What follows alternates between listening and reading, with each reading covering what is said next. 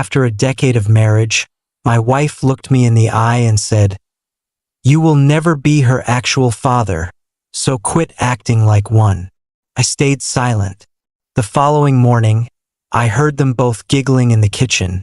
Her and my stepdaughter. I quietly packed my things, put the house on the market, and left a short note. "You're right. I'm not her real father, and you two are not my real family. 10 years of a man's life wiped out by one sentence. 10 years of making school lunches, checking homework, attending every parent-teacher meeting, teaching a little girl how to balance on two wheels. Gone in an instant. It all ended last Tuesday. Karen and I had a small argument about Ashley, our 17-year-old. She wanted to spend an entire weekend at a party 3 hours away. I said no. It was a school night. I didn't know the family hosting, nothing unusual for a father. Karen disagreed strongly. We were standing in the kitchen. I had completely renovated myself 3 years earlier. She folded her arms, gave me that icy stare I had seen more and more lately, and let the words drop like stones.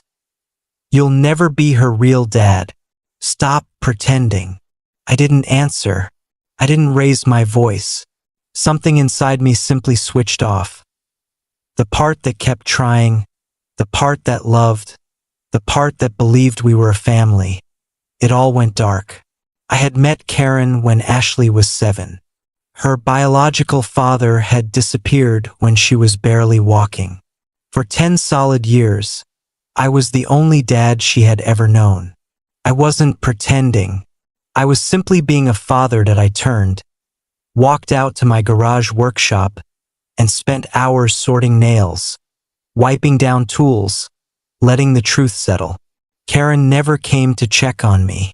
When I finally went inside, she was already asleep. I took the couch. Early the next morning, I woke to the sound of laughter coming from the kitchen.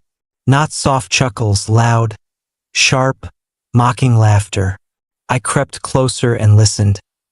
"I can't believe you finally told him to his face," Ashley said, practically squealing with delight. "Mom, the look he had, priceless." "Well, it's the truth," Karen answered, and they both burst out laughing again. He needed to hear it. All his rules, his lectures, acting like he has any authority. He's just the guy who pays for everything. That was the moment the coffin closed. It wasn't only Karen. It was both of them. 10 years of my time, my money, my heart, reduced to a running joke and an open wallet. That I walked back to the living room feeling strangely calm. The anger was gone. I was simply finished. That I went upstairs, pulled 2 old army duffels from the closet, and started filling them. My clothes, my toiletries, the framed photos of my own parents. I left everything else. I left the pictures from Ashley's first dance recital. Left the world's best bonus dad mug she gave me one Father's Day. Those things felt poison now. While packing, I called a realtor I knew, Tom. Told him I needed the house listed immediately and sold fast. He was surprised but said he could have paperwork ready that afternoon and a sign in the yard by sunrise. Perfect. The house was solely in my name. I had bought it and paid down half the mortgage long before I ever met Karen. My attorney had insisted on a prenup she once called insulting, but signed anyway. She was about to learn why that document mattered. I carried the bags downstairs. The house was empty. They had already left for work and school.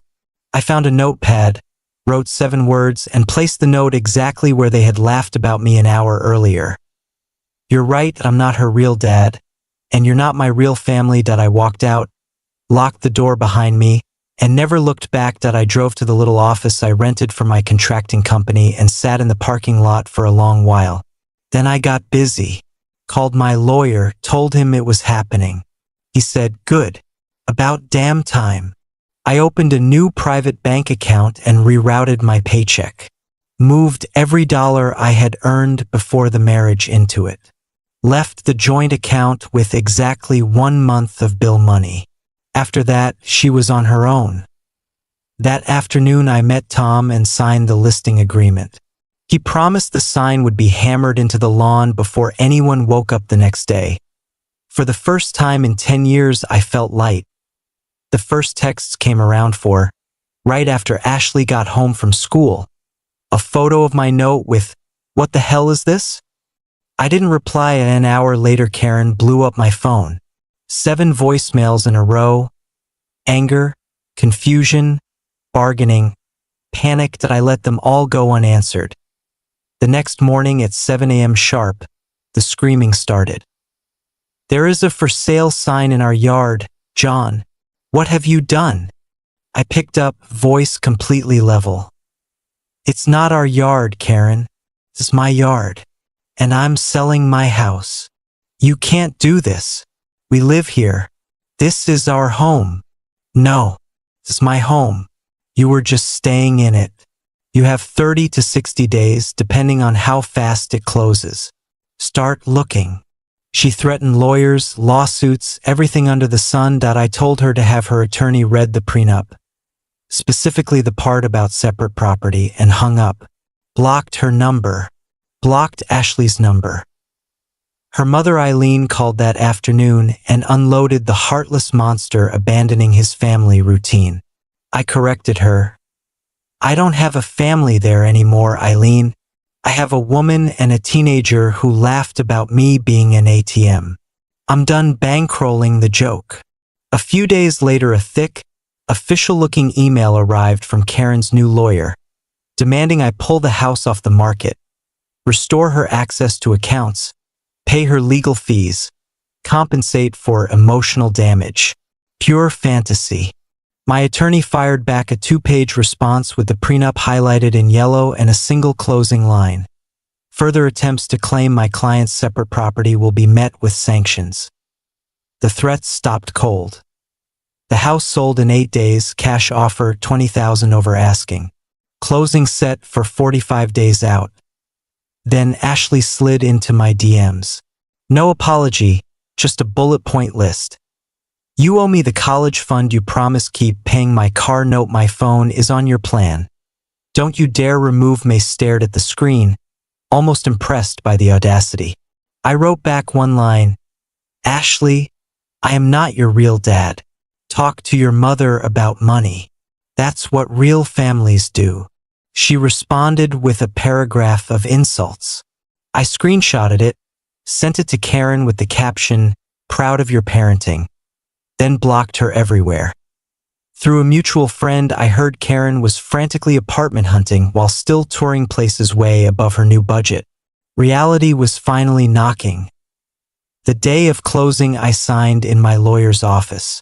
Money wired, fees paid, and a check cut to Karen for her exact legal share of marital assets.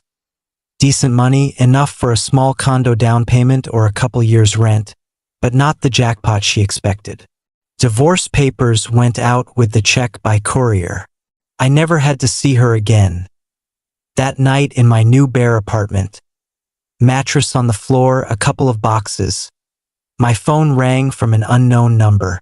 It was Karen, voice small and broken. "I got the check.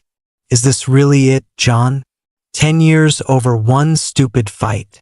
"It wasn't one fight, Karen. It was 10 years of you believing that, plus the morning you both laughed about it. The marriage didn't end that day. It just became honest." She cried. Talked about tiny apartments and Ashley having to go to community college. "You ruined our lives."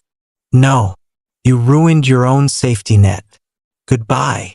Blocked the new number. A month later, a rough male voice asked if I was John. "This is Rick, Ashley's biological father." Karen tracked me down, told me some wild stories. I want to hear what actually happened. I agreed to meet, public place, my friend Mark watching from the next booth. Rick was a long-haul trucker, weathered but straight-eyed. Karen had painted me as an abusive tyrant who threw them into the street. Rick did his own homework first. Asked around town, heard I was solid. I laid everything out, showed him the texts. He shook his head the whole time. I was a piece of crap dad, he said. I own that, but I never pretended to be anything else. What they did to you after you raised my kid for a decade, that's low. He had no interest in getting back with Karen. He just wanted to meet Ashley, maybe set her straight. A week later he called again. Said Ashley screamed at him too, called him a deadbeat and a fake dad, told him to get lost. Same script, new target. Karen's final play was trying to torpedo my business. She left a hysterical voicemail with my biggest client claiming I was unstable and mid-divorce meltdown. My client Diana called me herself, laughing almost. I've heard bitter ex-wives before, John. Keep building. We're good. Last I heard, Karen and Ashley share a cramped two-bedroom across town. Karen picked up night shifts waitressing. Ashley flips burgers to save for community college. Rick wires her small checks with a post-it that reads, "This is what happens when you burn good people." I ran into Karen once at the supermarket with the new boyfriend. She looked older. Our eyes met. She opened her mouth like she might speak. I gave a polite nod and pushed my cart the other way. Felt nothing. 6 months later, the new boyfriend, Dave, called my office, desperate for 5 minutes and a beer. Same story, different chapter. Met Karen on an app, heard the evil ex-husband's sob story, started bankrolling her lifestyle, discovered credit cards opened in his name, maxed out. He had talked to Sarah, learned the truth, wanted confirmation he wasn't crazy, that I told him exactly who she is. Told him the only way out is to cut the money and brace for war. He thanked me like a drowning man handed a rope. A few months after that, Ashley texted from a new number. Long message. First time she ever came close to an apology. Said watching her mom run the same game on Dave, plus some hard talks with Rick, finally broke through. I was awful to you. You didn't deserve it. I'm sorry. I thought about the little 7-year-old who used to run to the door when I came home from work. I wrote back, I appreciate hearing that, Ashley. I wish you the very best.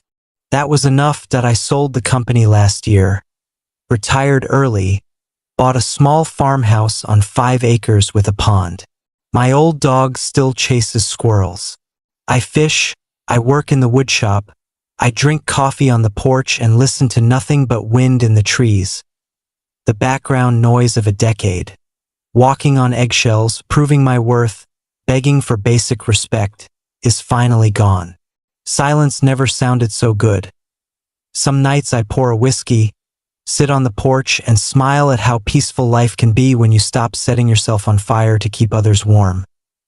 That, I learned, is the only project truly worth finishing. The story ends here, but our journey doesn't have to. If you want to join me for the next tale, please subscribe and ring that bell. Your support means everything. Thanks for watching.